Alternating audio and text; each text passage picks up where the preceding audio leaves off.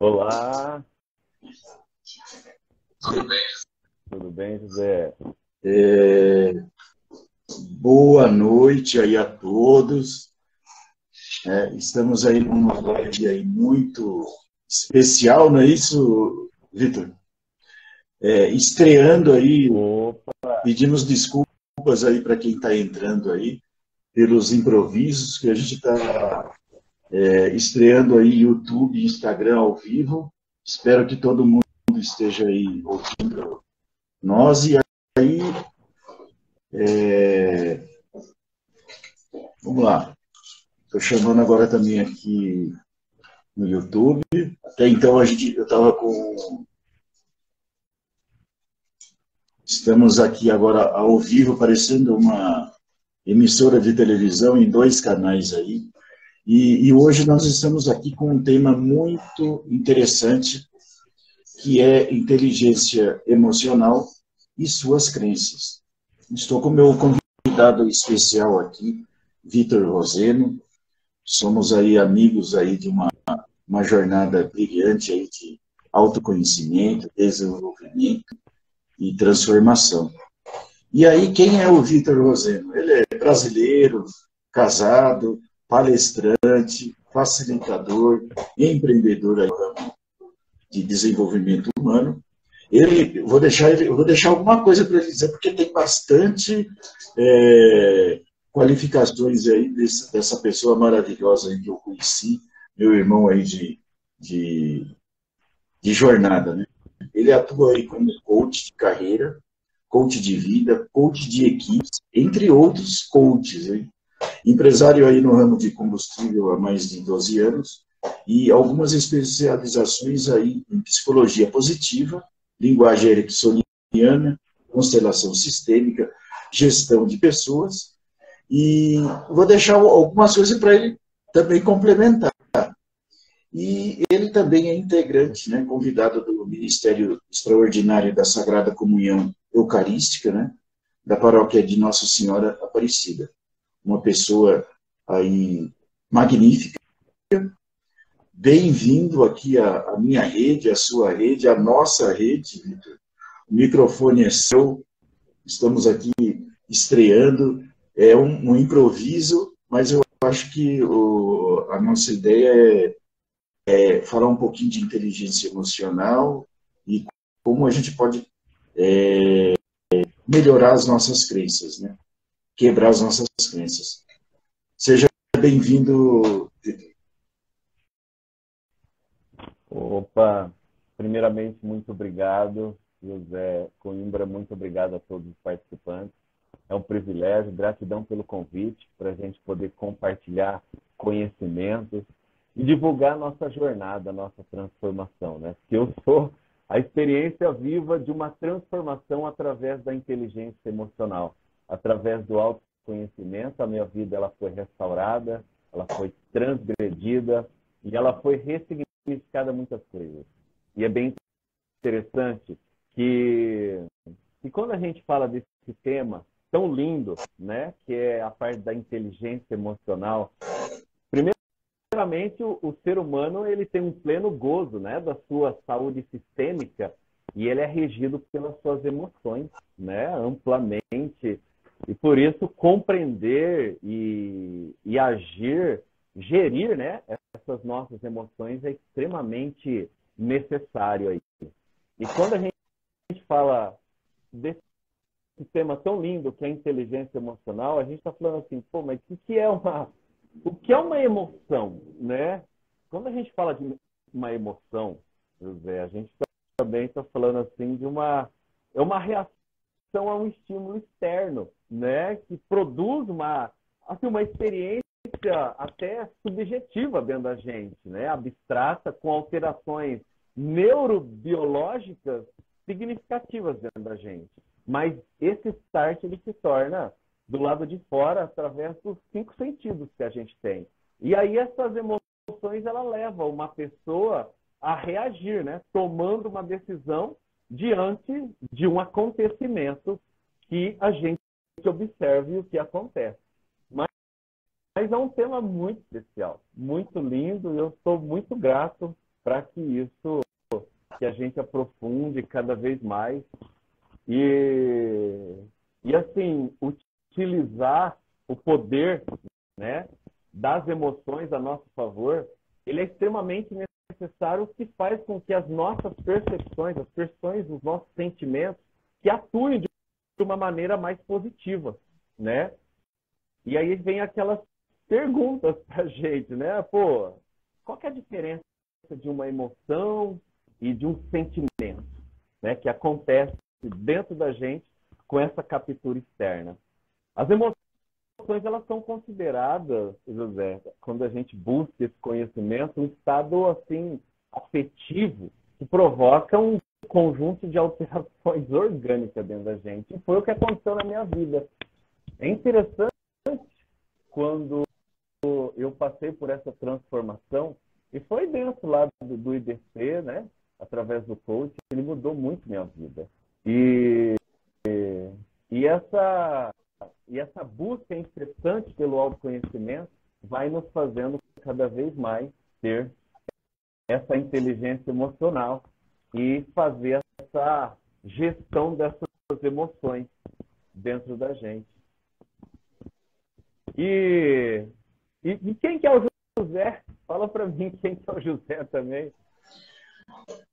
O José, ele é pai, ele é filho, né? Ele é irmão, ele é bastante família aí. Eu tenho 4 filhos, atuei durante muito tempo da minha vida como na área de controladoria e me encontrei numa especialização aí de desenvolvimento humano, né?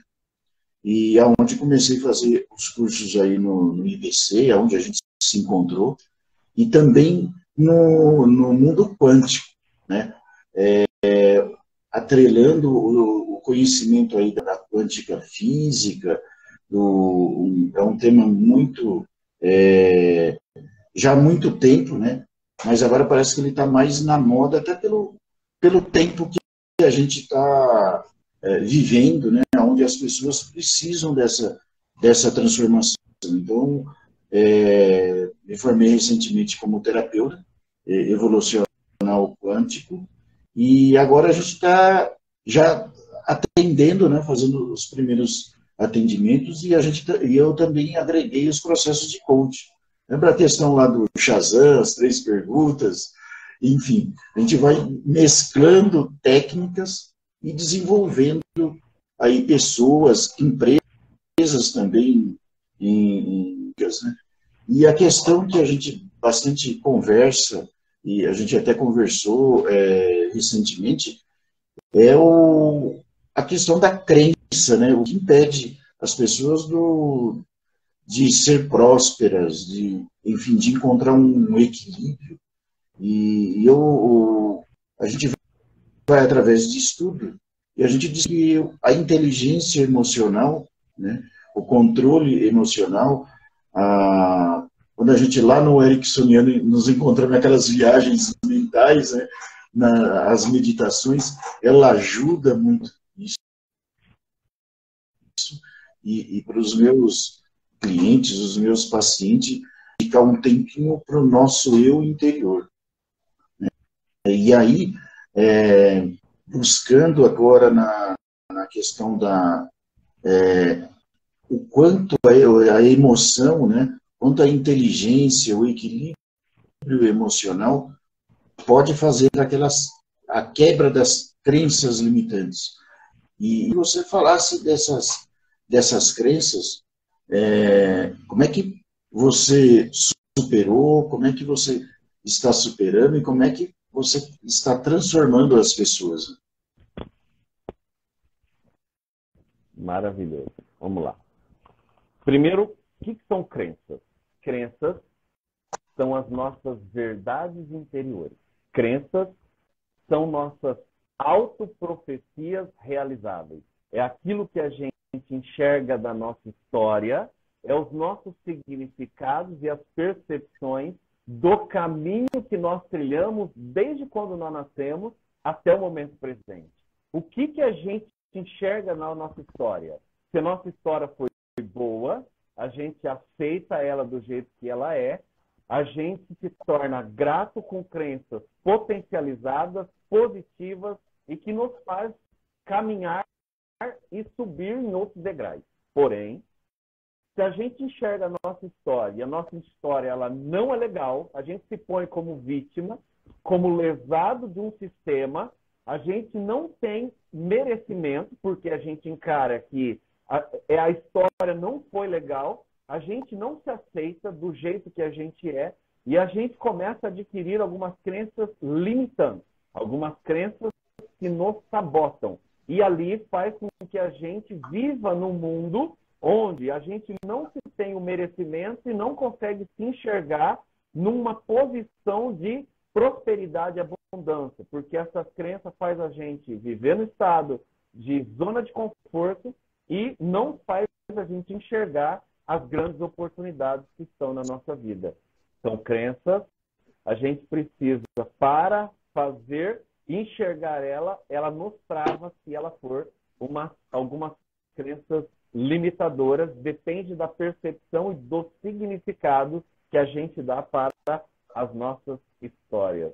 Esse é o significado de crença. Isso seria mais ou menos bem legal. A partir do momento isso, né? Para poder fazer um trabalho de quebra dessas crenças. Né? Eu diria até que você até explorar um pouco melhor, dar alguns exemplos de crenças que lá na primeira infância, né, que a gente acaba ouvindo no nosso ambiente familiar, na escola, enfim, e que acaba na fase adulta, às vezes criando um medo, né, uma trava, um obstáculo, né? É isso aí, ó. Vamos lá. Quando a gente, lá na infância, eu nasci num papai e mamãe, e a mamãe eu não entendia muito porque ela batia tanto em mim. Tá? E ela era, assim, bastante incisiva, e ela gostava de limpar muito a casa, e ela falava, filho, ó, vai pra rua, não fica aqui que a mãe tá limpando a casa. Então eu ficava o dia inteiro na rua. E se eu voltasse para casa e pisasse lá no chão, aí, ó, galho de árvore, corda, madeira, enfim, ela era muito brava. E ali você nasce, a criança, ela não tem cognição e racionalidade ainda para identificar a intenção positiva que a mamãe teve com você, no meu caso. Então a gente começa assim, a gente projeta uma mãe perfeita. A criança, ela faz isso. É uma mãe amorosa, uma mãe que te abraça, uma mãe que fala palavra de afirmação, e não uma mãe que te empurra quando você pede um abraço, ou que te bate. Aí a criança, ela vai nascendo sem ter essa cognição, essa intelectualidade mental, e aí com 17 anos, depois de buscar bastante... Eu sempre assim, era no acerto e erro, sempre na rua. Eu saí de casa com 17 anos. E aí eu fui fazer faculdade, fui buscar conhecimento. Só que Gary Chapman, ele tem um livro que chama 5 Linguagens do Amor. Hoje a gente entende isso. Mas a linguagem do amor que era mais profunda na minha mãe era o ato de serviço. Então era o que ela aprendeu, é a vivência da vida dela. Hoje a gente enxerga isso, mas a criança não tem cognição.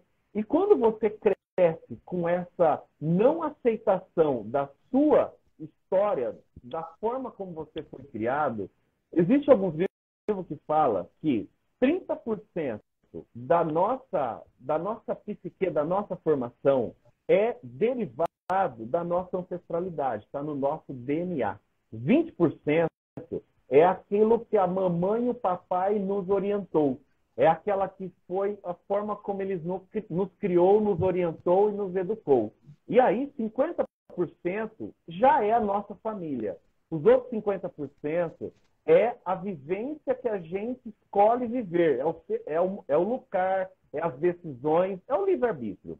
Então, quando a gente não se põe como lesado e vítima de um sistema, olha o que acontece. Você não aceita a sua metade, que é a sua família, os seus ancestrais. Então existe, bom, se você não aceita a sua família e a sua família é metade de você, há uma dicotomia aí, você não aceita você também. Ou seja, você não aceitando você, começa a existir um vazio existencial dentro de você. E aí falta um sentido da vida. Porque como o Viktor Frankl fala, ele é assim, ó, a vida, o sentido da vida é a própria vida como ela nos foi dada. Só que como a criança não enxerga a vida, a verdadeiro trampolim para você crescer, e você não encara ela e não aceita ela, começa a gerar feridas emocionais dentro da gente. É onde a gente começa a ter um vazio, é como se fosse um barquinho, e no vento ele roda no mar e ele não tem um sentido onde ele quer na vida. E aí você vai crescendo. Só que você vai se tornando, depende das suas feridas que vão tendo dentro de você, chama feridas emocionais, você vai criando, você começa a ter dentro do seu inconsciente 3 selfies. É o selfie falso. O falso é aquele um que vai te proteger, a sua máscara, o seu personagem, para cobrir as suas feridas.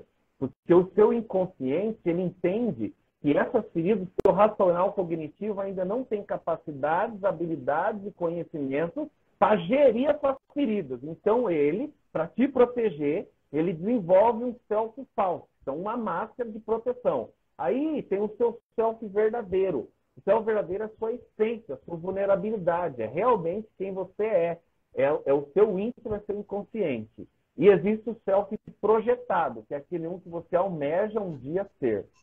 Então, quando a gente está nesse ponto, eu vivia dentro da própria empresa nossa, como pai, como esposo, a gente se torna incongruente. O que é incongruência? Eu vivia num ciclo vicioso. Como dentro de mim tinha uma incongruência interna, eu não confiava nem em mim. Eu não tinha uma autoaceitação, eu tinha alguns perdões ainda para acontecer, mas eu nem sabia disso, né? Pelo fato que eu ainda não estava dentro da inteligência emocional, do autoconhecimento. E aí eu vivi um ciclo vicioso, onde eu não confiava em mim, eu não confiava nos meninos que eu trabalhava aqui, que são os nossos colaboradores. Se eu não confiava nele, o jeito que eu fazia era o jeito que tinha que ser. Então eu me tornava, se eu não confiava nele, eu me tornava individualista. Individualista, eu me tornava centralizador. Tudo tinha que passar por mim. E eu me tornava autoritário. E quando eu faço isso, eu não dou o direito de pertencer a eles, de ser quem eles são, de ter a criatividade. Ou seja, se um analista, que é uma pessoa mais introspectiva, ele precisa desenvolver, o meu jeito mais comunicador e executor, eu pegava minha regra e forçava ele a ser aquilo que ele não conseguia ser. Então, ou seja, no partir do momento que eu identifiquei e tive esse start, esse autoconhecimento, eu comecei a viver num estado virtuoso, num ciclo virtuoso, onde eu comecei a confiar em mim, eu comecei a ter mais inteligência emocional. E o que é inteligência emocional? É quando você consegue gerir, honrar, respeitar as suas emoções, do jeito que ela é, da forma como ela é. Aí a gente fala assim, mas que emoções é essa? Existe um autor, e esse autor, ele chama Eric Berne. Ele é um médico psiquiatra canadense. Ele é a pessoa que ajudou a desenvolver aquele filme, chama Divertidamente, sabe? Das emoções. Sim, Foi em aliás, cima do estudo dele. É um ótimo filme. E foi em cima dele que ele desenvolveu as 5 emoções básicas, que são as 5, ó, a raiva, o medo, a tristeza, a alegria e o afeto. As 5 emoções básicas. Só que o que faz com a gente, o que é o estímulo que causa essas emoções e qual que é a conduta que você tem quando essas emoções estão dentro de você. É interessante a gente falar sobre emoções para depois a gente entender a inteligência emocional de fazer a gestão dessas emoções que estão dentro da gente. Então, quando a gente fala, primeiramente, na raiva, na emoção da raiva, o que causa raiva dentro da gente é quando a gente tem um estímulo e tem um obstáculo intransponível dentro da gente.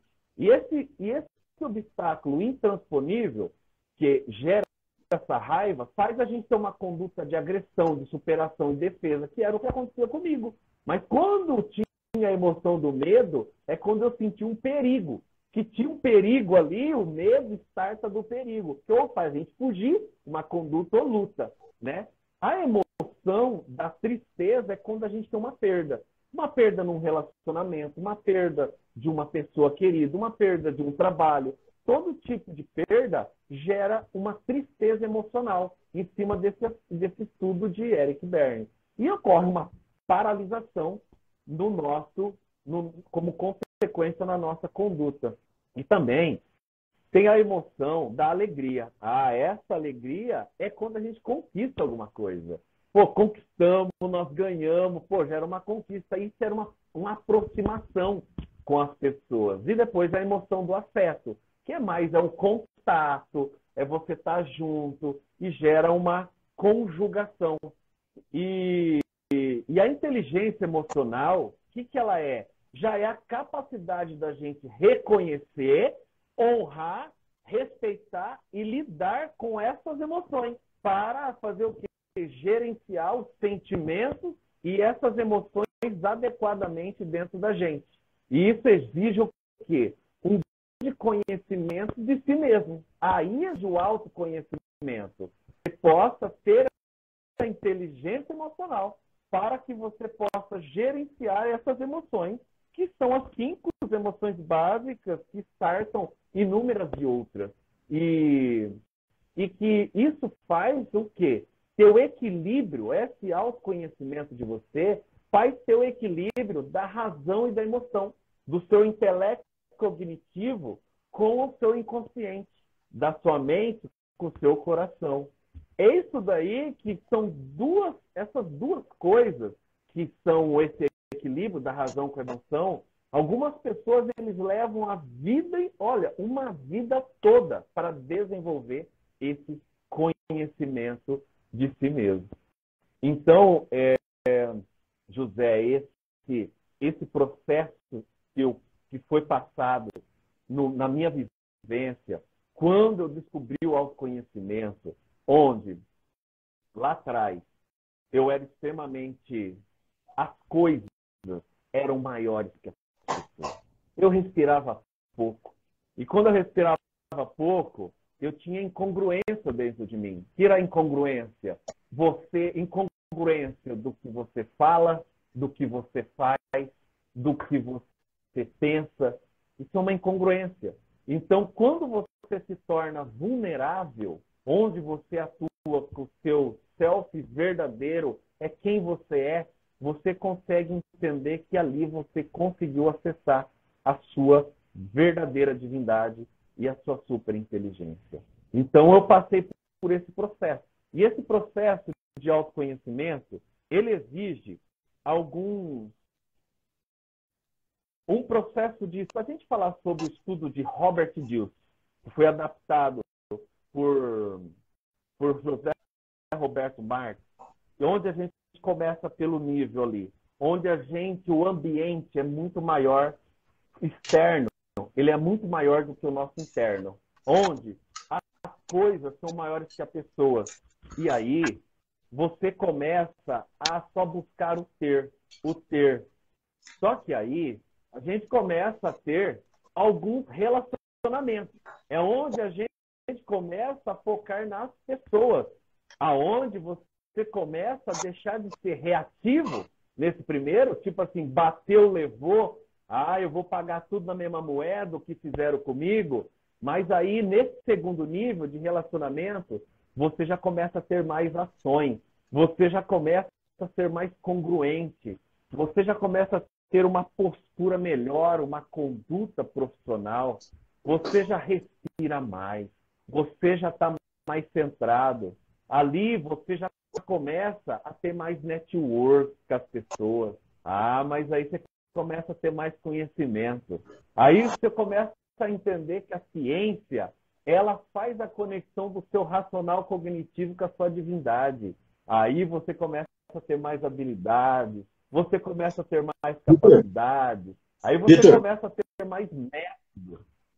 Vitor, Oi. só um momentinho aí, eu acho que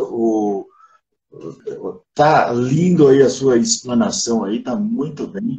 Só para dar um tempinho aí para você se, se hidratar aí um pouquinho e convidar quem está nos ouvindo aí, né, a mandar os Oh, aviãozinhos aí, interagir com a gente aí, seguir aí o Vitor nas redes sociais aí, seguir o Espaço Quântico aí também, tanto no Instagram como no canal do YouTube também, que tanto o Vitor como o Espaço Quântico, hoje o foco é mais o Vitor, eu falei, mas faz um trabalho muito lindo aí de desenvolvimento de pessoas, ele vai estar entrando já num tema muito importante, que é o como, né?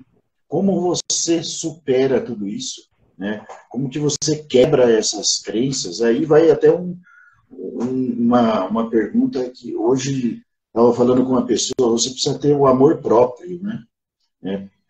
Porque o ambiente externo acaba interferindo, mas primeiro, essa mudança, eu vou deixar para você, estou levantando mais a bola para você responder, mas você começa a mudar através do seu eu interior.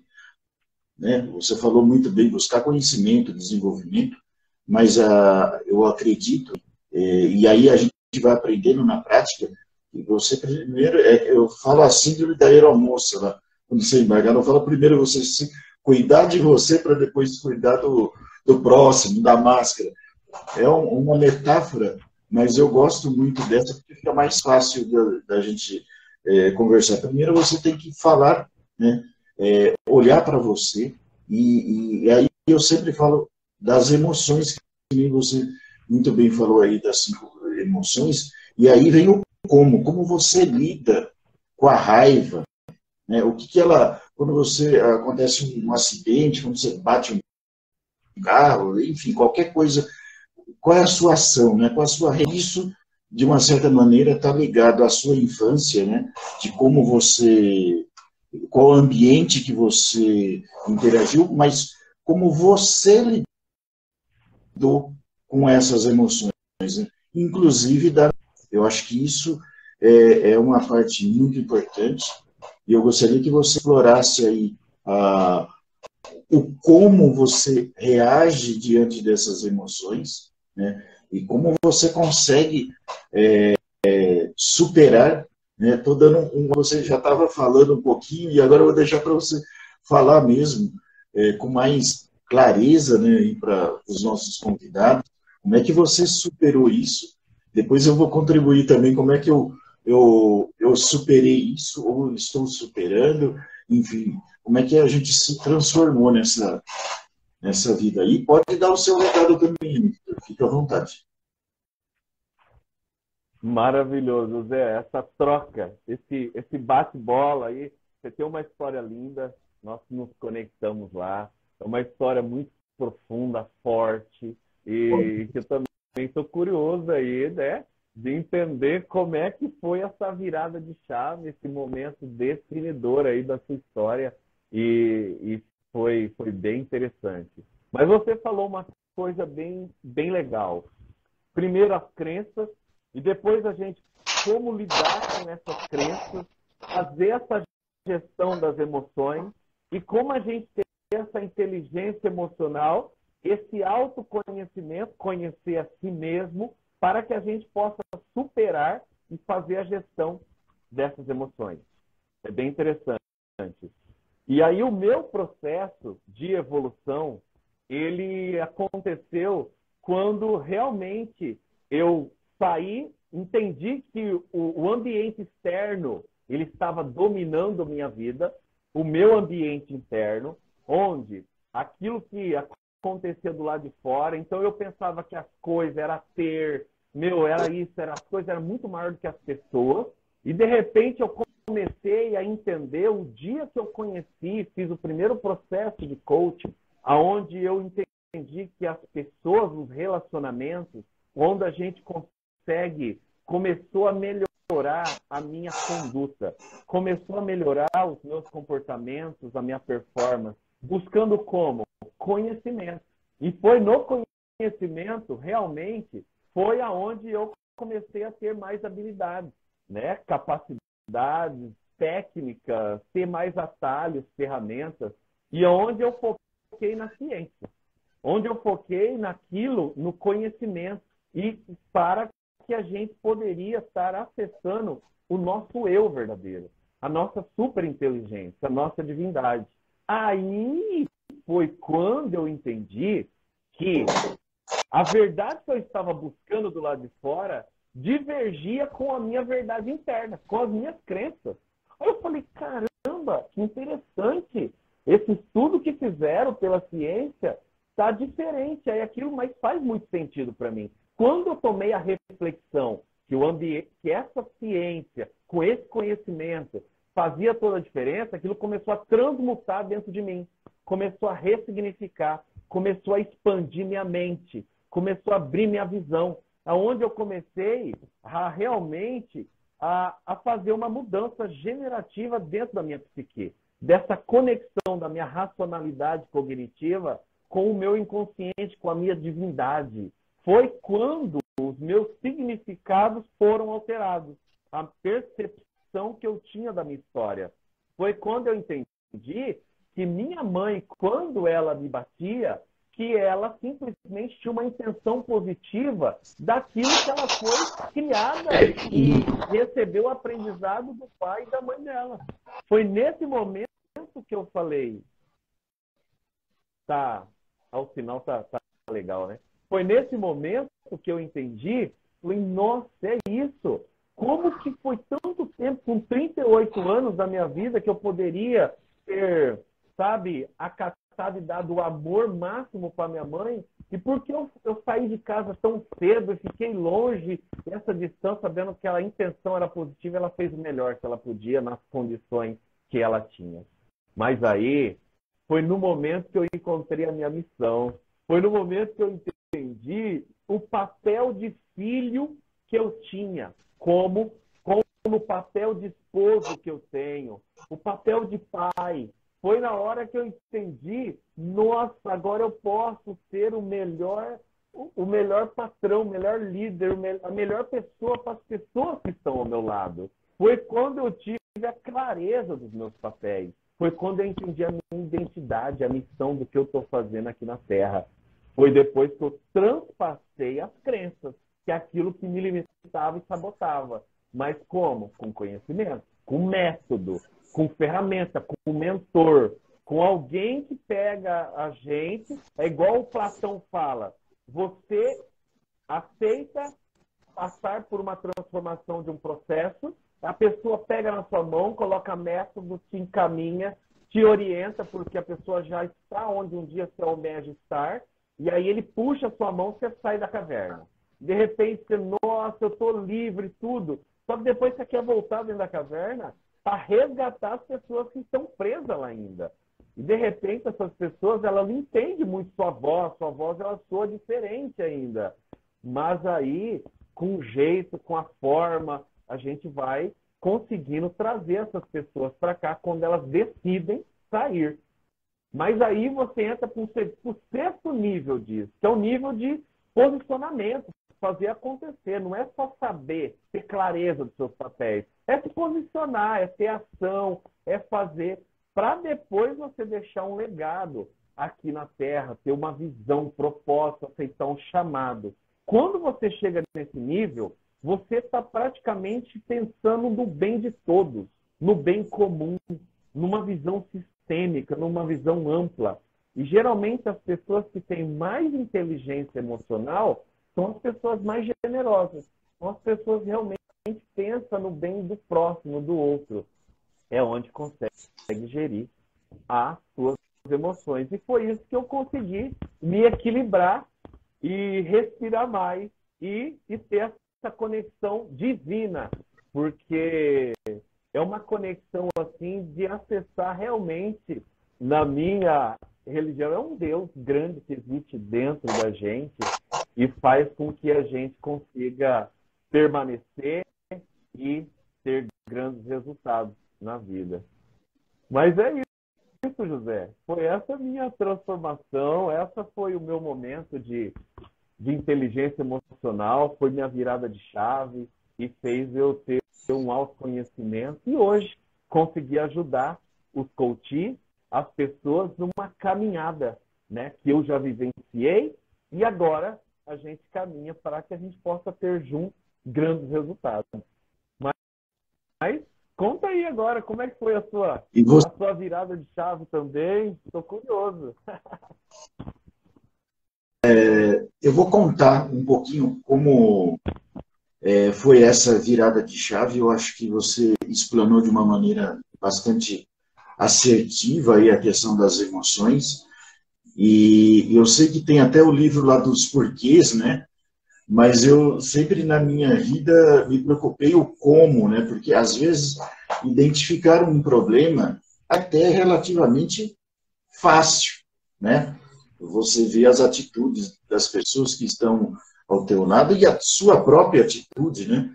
Em relação a alguns fatos. E eu sempre me preocupei no como você se auto vai transformar. Eu brinco que é uma autocura, né? Mas é uma autocura no sentido de cuidado, né? E, na verdade, a ferramenta, que eu ia até fazer uma pergunta, mas eu vou falar da minha e queria ouvir de você também, o que, que você, qual foi a técnica? A virada de chave, a gente vai buscando treinamento, a gente vai se desenvolvendo, mas cada um cria uma técnica diferente, né? Ou parecida, enfim. E aí você passa pelo processo do coaching, você passa por um processo terapêutico, e o coach, o processo de coaching não deixa de ser uma terapia, né? Você está lá sentado um de frente para o outro, trocando aí emoções, contando um pouquinho da sua história, fazendo o Shazam da vida, né? Que a gente entra aí dentro de um processo, mas a técnica que eu utilizei e aonde teve para mim um despertar, né? Porque eu sempre fui meio cético de algumas coisas, né? E até para compartilhar aqui com o público, tem coisas que tem que ser meio que comprovado, assim, mesmo que eu sei, enfim, faz parte aí do arquétipo de ter uma comprovação, olha, isso aqui é assim ou não é. Então, quando a gente, quando eu, né, agora falando da minha pessoa, quando eu me dei conta que é o teu controle emocional, é o como você encara cada situação, é que define a sua ação sobre aquilo. Então, por maior que seja o ambiente, pior que seja a emoção que você esteja sentindo, você tem que ter o controle emocional para lidar com aquela situação. E eu me peguei durante muito tempo da minha vida, como qualquer outra pessoa, errei muito, acertei, às vezes eu brinco que acertava na sorte, né? Mas eu acho que existe uma intuição, né, por trás de tudo isso para você ir trabalhando, né? Mas o meu despertar foi através de viagens mentais, através de meditação, né? Tem toda a técnica do coach, tem várias técnicas. Aliás, no Ericksoniano tem muita viagem que eu adoro, e foi lá que eu começou a ter um despertar sobre tudo isso. E aí eu fiz alguns, dentro desse autodesenvolvimento, eu fiz, além do próprio IBC, eu fiz lá o processo Hoffman, e agora, mais recentemente, eu fiz o trabalho de evolução quântica. Me tornei um terapeuta quântico. E, no fundo, são técnicas, né, que você utiliza, mas todas elas estão voltadas na sua mente, né? Então, você primeiro precisa tratar de você. Olha que a volta, a gente dá várias voltas. Não é que chega no mesmo lugar, chega assim no mesmo lugar. Quando você começa a aceitar,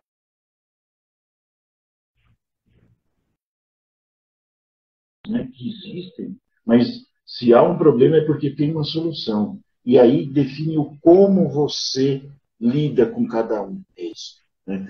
E aí, eu me peguei muito bem dentro dessas viagens mentais, das meditações, e aí a gente aprende muito lá dos hertz, dos sons binaurais, isso te leva lá ao... E aí eu fui ressignificando, que nem essa própria relação que você muito bem comentou, né, sobre a questão do... Aqui eu vou ter um pequeno probleminha ao vivo e a cores, que a minha bateria está acabando aqui do meu PC, mas vamos ver como é que a gente lida com isso aqui. E aí o que acontece? A questão fica muito nítida para mim. Eu me transformei através da meditação. E o processo que eu utilizo para as pessoas que fazem o processo comigo é a meditação, né? Todo o processo tem o início, o meio e o fim, né? Mas eles passam pela meditação. E eu queria que você me contasse um pouquinho sobre isso. Vamos lá, maravilhoso. O processo da meditação, do transe, ele mudou minha vida, realmente também, tá? Esse processo que eu comentei contigo, da gente sair da superficialidade, passar por relacionamento, conhecimento, crença, significado, clareza dos seus papéis, todos os seus posicionamentos, seu pertencimento, chegar ao legado, isso se torna muito mais fácil e assertivo quando a gente baixa a frequência de beta para alfa ou talvez teta. Existe um estudioso que se chama George Lozanov. George Lozanov, ele sempre fala que o melhor estado de aceleração de aprendizagem é o estado meditativo, é o estado de relaxamento. O estado de relaxamento é quando você praticamente faz com que a sua frequência baixe e você esteja num estado onde você acessa totalmente a sua superinteligência. O que é acessar a superinteligência? É você começar a aprender onde o seu... Porque assim, é como se fosse um iceberg. Que seja ali para cima, de 5 a 10% a flor da água para cima. Para baixo, nós temos aqui uns 80%, que é o seu inconsciente, e 10% ele está o seu pré-consciente, o seu subconsciente. E ali é onde aflora aquilo que o seu inconsciente enxerga, que o seu cognitivo ainda talvez não está preparado para suportar e não tem ferramentas e habilidade para entender o que está dentro do seu inconsciente.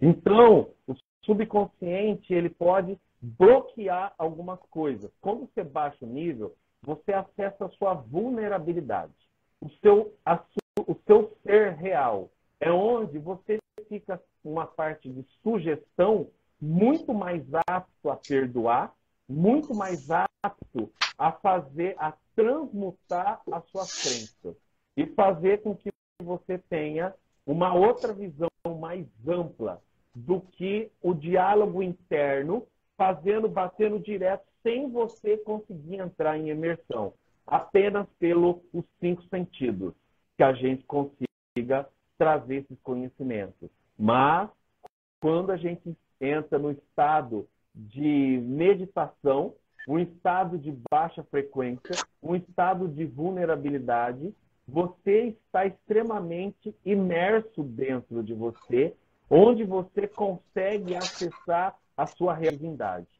Existe um outro estudo que, no nível de aprendizado, quando você pensa beta, você está com 20 milhões de bytes por segundo de aceleração do seu processamento de aprendizagem. Porém, quando você está com o olho fechado e talvez numa hipnose, numa meditação guiada, onde a mente ela não sabe diferenciar o que é real do imaginário, a sua mente ela reage ao seu pensamento.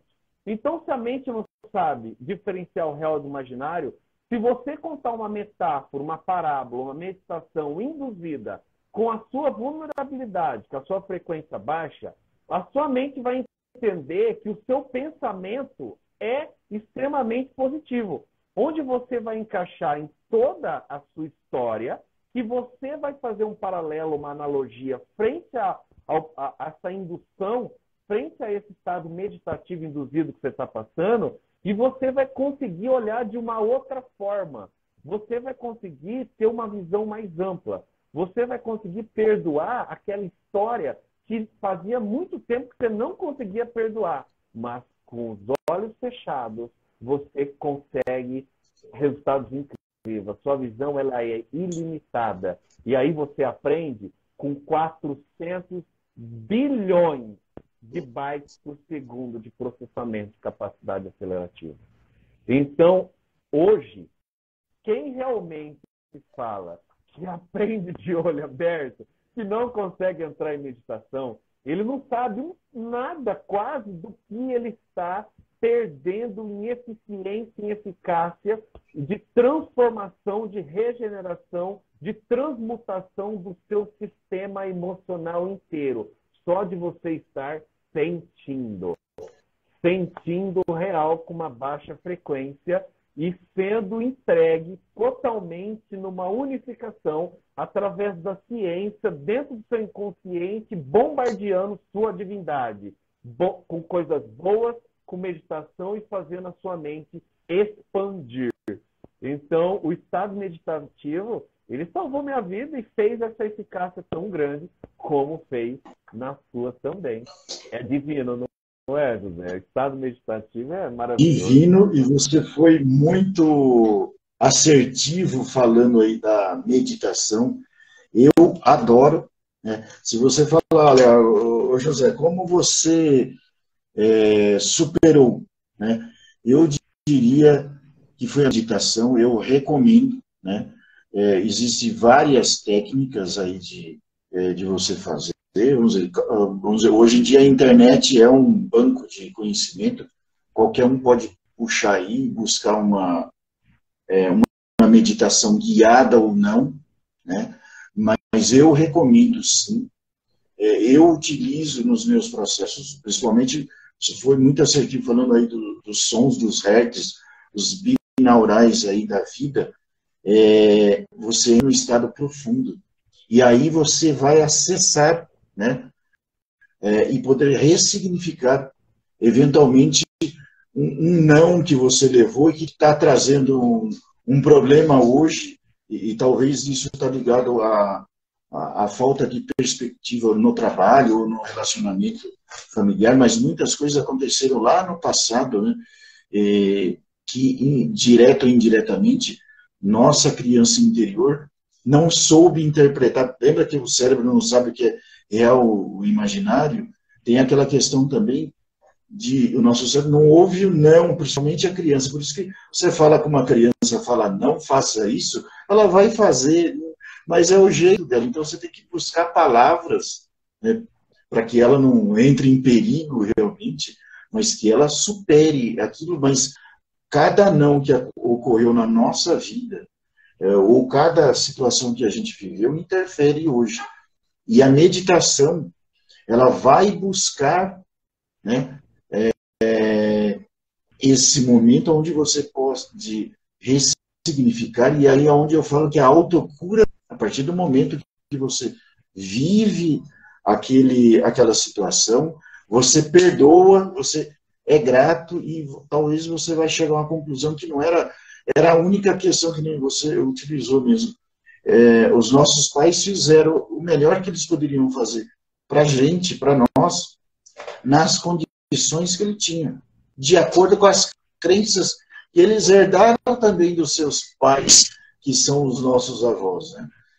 Só que isso, você não aprende isso em algum lugar, né? Tem gente que já tem o dom nato e se transforma, né? Através de eu falo de uma fatalidade, é aquele negócio, você tem duas maneiras de aprender, ou pelo amor ou pela dor. Às vezes você aprende pela dor e o pior momento possível, mas o caminho desse autoconhecimento, do autodesenvolvimento, e agora olhando todos os nossos colegas, você é um dos principais aí inspiradores, você começa a ser referência, né? Você começa a transmitir para ajudar as pessoas a não ter que passar, talvez, por toda essa função nossa. Não precisa, você não precisa ter uma dor para ser próspero, por exemplo. Você não precisa passar por ela, né? Eu passei, eu tive os meus perrengues e compartilhando muito rapidamente, eu tinha uma certa dificuldade de falar disso, hoje não mais, né? E é muito, falar muito rápido, né? Porque hoje o senhor aqui é o que traz toda essa experiência, mas eu, por exemplo, sofri um trauma que eu fui assaltado e levei um tiro. Imagine, quase, né, quase morri, porque foi na região do pescoço, enfim. Eu estou vivo por um milagre de Deus, vamos chamar assim, mas quem disse que eu tinha esse significado? Eu tive muita raiva de quem fez isso. Enquanto eu não perdoei a situação, enquanto eu não passei por cima daquilo, a minha vida foi...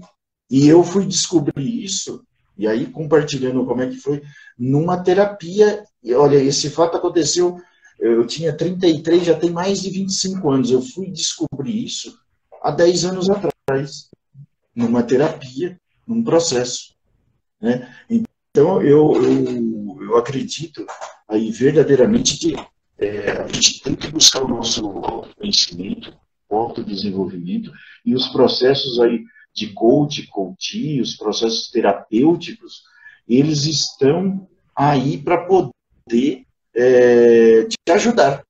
Eu queria que você falasse mais um pouquinho aí da aceitação, da respiração, né?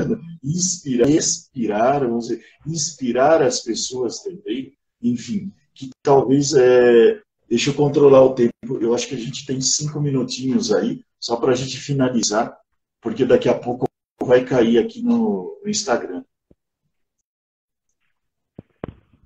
Deixa eu só dar uma finalizada nisso tudo que você falou, José, que isso aí é maravilhoso. O ato de você conseguir contar a sua história do jeito que ela foi, aceitando, porque toda aceitação, a não aceitação, ela gera uma ferida emocional. Tudo que você não aceita, ela gera um trauma dentro de você. E toda vez que você olha a sua história e você vê assim, hoje eu estou vivo, hoje, no meu caso, eu tenho 2 filhos lindos, eu tenho uma esposa maravilhosa, eu tenho aqui uma empresa, eu tenho pessoas que nos amam. É graças a quem? Graças à minha história, graças à minha mãe. Então, conhecimento, habilidades e competência. Então, e nada é por acaso. Tudo tem um propósito nessa vida. Tudo. Não cai uma folha de uma árvore e papai do céu não falar, chegou o momento, pode cair. Então, tudo que acontece é simplesmente para que nós sejamos melhores seres humanos, melhores pessoas, melhores pais, filhos e todos os nossos papéis. Então, o ato de contar a sua história do jeito que foi, isso daí nos faz melhores e faz a gente curar. Foi o que realmente aconteceu comigo, quando eu consegui contar para as pessoas essa história que eu estou falando para vocês. O José, quando ele conseguiu contar, ele falou perdoar todos que tem que perdoar na história, sem se pôr como vítima e lesado, mas simplesmente o escolhido para que a gente possa escrever uma nova história. Toda vez que a gente fecha os ciclos anteriores, com perdão, com aceitação, se abrem novas portas, novos ciclos se abrem, desde que você fecha os anteriores. Então é isso que aconteceu com a minha vida também, José. Nós estamos bem alinhados aí, viu? Muito bom. Tá ótimo. Vamos para as nossas considerações finais aí. Eu quero agradecer todo mundo que entrou aí na live, que participou, que mandou. Ela vai ficar gravada. Enfim, todos nós podemos ouvir isso de novo. E eu tenho que agradecer aí de coração, Vitor, as suas palavras, a sua experiência. E você pode finalizar aí.